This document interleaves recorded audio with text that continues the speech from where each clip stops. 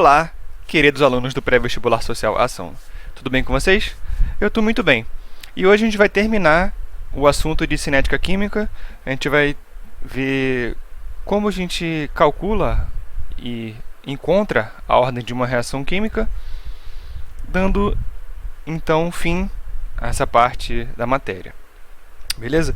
Só para recapitular, o que a gente viu na aula passada? Como calcular a velocidade média de uma reação, que vai ser a variação da concentração sobre a variação do tempo.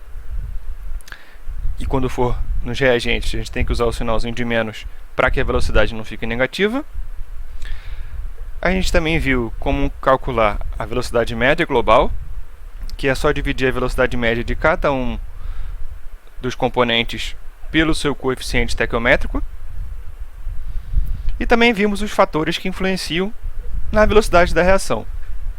E para a aula de hoje, os principais fatores vão ser exatamente a concentração dos reagentes e a temperatura, né? Então vamos lá. Lei da ação das massas ou lei da velocidade, ou também pode ser vista em outros lugares, outras questões, outros livros, como lei da cinética e alguns outros nomes. O que é essa lei da ação das massas?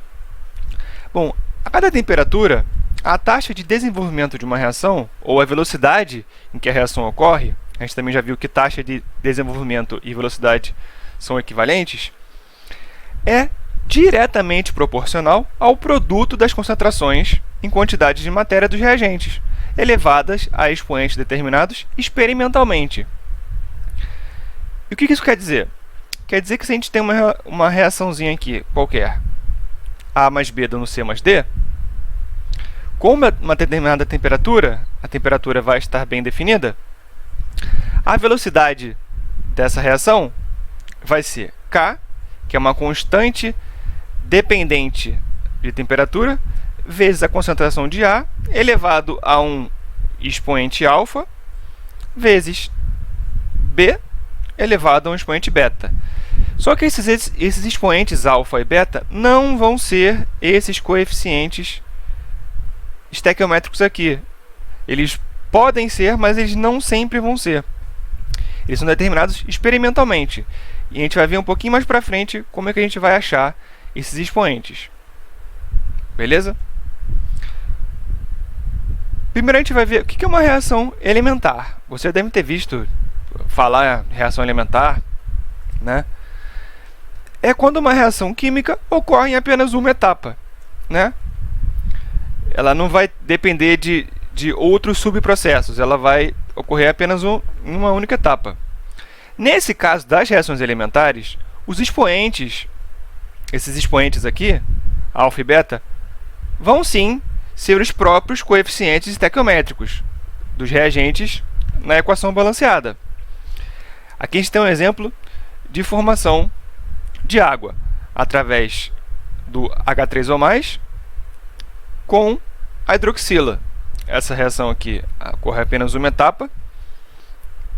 O íon hidrônio junta com a hidroxila formando a água diretamente.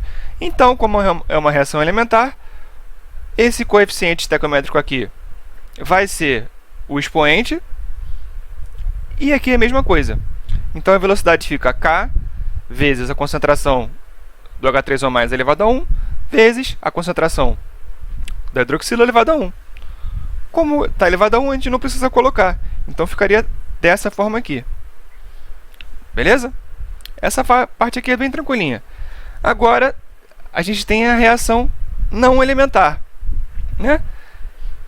Que é quando ocorre uma reação em duas ou mais etapas distintas. Quando acontecer isso, a etapa que vai determinar a velocidade da reação vai ser a etapa lenta, né? Aqui a gente tem um exemplozinho de hidrogênio mais óxido de nitrogênio, dando nitrogênio gasoso mais água. Esse processo ocorre em duas reações. A primeira etapa, que é a etapa lenta, que demora mais tempo, ela é a reação do hidrogênio com o óxido de nitrogênio, só que ele primeiro forma um óxido de dinitrogênio, um N2O, com água, para depois sim esse óxido de dinitrogênio reagir mais uma vez com hidrogênio, formando o gás nitrogênio, N2, mais a água. Só que essa etapa aqui vocês veem que é rápida. Na reação global, a gente vai cortar esse N2O, sobrando só o que a gente interessa, que é o hidrogênio mais NO, dando N2 mais 2HO, 2H2O. Beleza? Então, essa etapa aqui que vai ser a determinante para a gente descobrir a lei da velocidade. Então, ela vai ser V vezes K. Aqui, o hidrogênio está coeficiente 1, então vai ser elevado a 1, não precisa colocar. E o nitrogênio vai ser elevado a 2, certo? Vem que se a gente fosse fazer através dessa reação aqui, a lei de velocidade seria K vezes H2 elevado a 2 vezes NO2 elevado a 2, o que estaria errado. Aqui a gente pode entender um pouco melhor por que a etapa lenta que é a etapa que determina. Na aula passada a gente viu o gráfico de como ocorre uma reação química. Ela começa aqui, ela precisa superar essa barreira energética aqui, que é para poder haver a quebra das ligações dos reagentes para a formação das ligações dos produtos, né? E vocês podem ver que essa barreira energética aqui é bem grande na primeira reação. Por isso que ela é chamada de etapa lenta. Ela demanda muito mais energia e muito mais tempo. Enquanto que a segunda parte da reação, ela é muito menor, esse gap aqui, essa distância. Então ela é uma etapa considerada rápida. Então, por isso que só a etapa lenta vai contar na hora da gente escrever a lei da velocidade. E agora, já caminhando para o final da aula, é uma aula bem curtinha hoje, a gente vai ver o que de fato é a ordem de uma reação e como calcular a ordem de uma reação. A ordem da reação vai indicar a dependência, ou seja, a relevância que um determinado reagente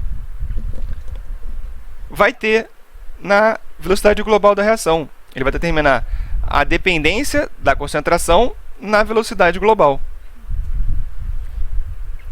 Se a gente tem aqui uma expressão com 3 reagentes, a ordem de reação ela vai ser ordem alfa em relação ao A, ela vai ser ordem beta em relação a B e vai ser ordem gama em relação a C, e assim sucessivamente, de acordo com o número de reagentes que houver nessa reação. E a ordem global da reação vai ser a soma de todos os coeficientes, alfa mais beta mais gama mais qualquer outro coeficiente que exista, né? Vamos ver isso num exemplo aplicado que fica um pouco mais fácil de entender. Vamos aqui pegar a reação que a gente já viu, lá da formação de N2 mais H2O. A gente já sabe que a reação, que a lei de velocidade é essa aqui. Então vamos lá. Se a gente por acaso dobrar a concentração de H2, o que vai acontecer com essa velocidade? Vai ficar aqui 2 vezes H2 elevado a 1. Aqui vai se manter. K, uma constante, se mantém.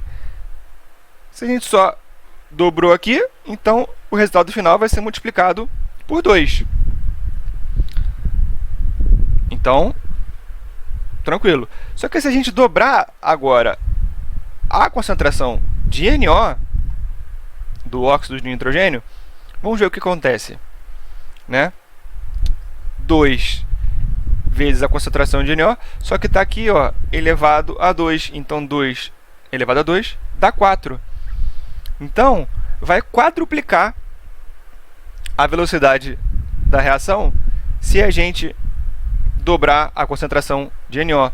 Então, aumentar a concentração de NO vai aumentar muito mais a velocidade que essa reação ocorre do que se a gente dobrar a concentração de hidrogênio. Isso é muito importante para a indústria, né? Para a indústria, para a indústria é ótimo. Para a indústria economizar material e tempo, né? Sabendo como funciona cada reação.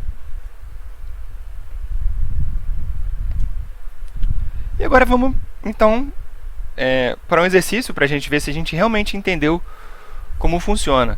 Porque a partir disso a gente consegue montar algumas tabelinhas e determinar qual vai ser o coeficiente de cada um, o expoente de cada um dos reagentes, né?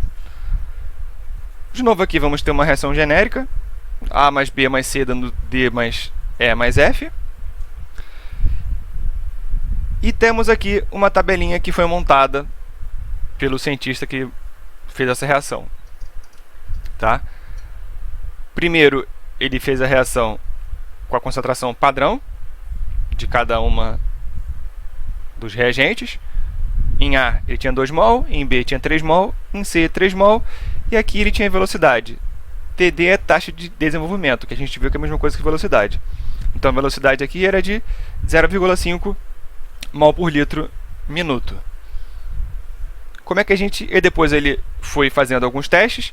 Ele fez um teste na segunda reação, alterou aqui na terceira e na quarta, e foi obtendo resultados diferentes de velocidade, né? E com isso a gente consegue determinar o expoente de cada um desses reagentes, A, B e C. Como é que a gente faz? Analisa linha por linha, né? Aqui da reação 1 para a reação 2, o que foi que mudou?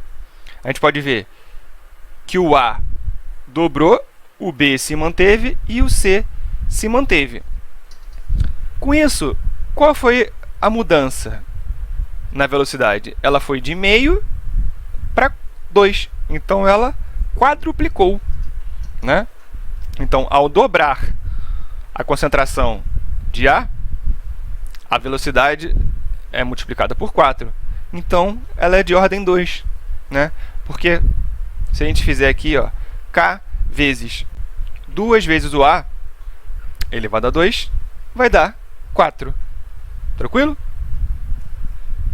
Agora vamos para a segunda reação extra, no caso a terceira linha. De 2 para 3, ele manteve a concentração de A concentração de B foi dobrada, a concentração de C foi mantida, e a velocidade não teve nenhuma mudança, não teve nenhuma alteração. Então a gente diz que ela é de ordem 0 em relação a B. Porque se a gente elevar qualquer coisa a 0, ela vai ficar 1, então não vai haver mudança na velocidade. E agora a última etapa, ele manteve a concentração de A, manteve a concentração de B e dobrou a concentração de C. E a gente pode ver que a velocidade aqui octuplicou, ou seja, multiplicou por 8. Então isso indica que ela é uma ordem 3 em relação a C.